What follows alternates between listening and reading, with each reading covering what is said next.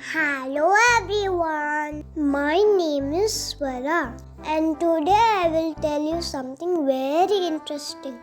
That is why we cannot carry a coconut in an aeroplane. Do you know that?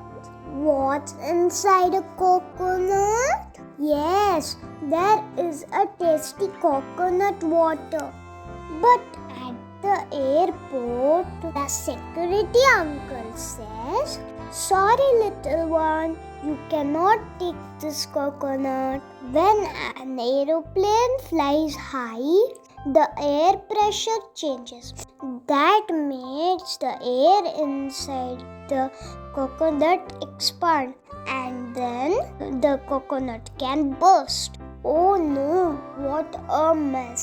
Also, we cannot carry liquids more than 100 milliliters in our handbag. Coconut water is much more than that. So, no coconuts allowed it. But sometimes a dry coconut without water is okay. It's light, dry and safe to carry.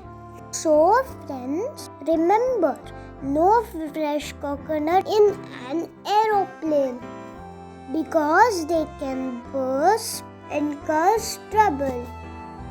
Thank you.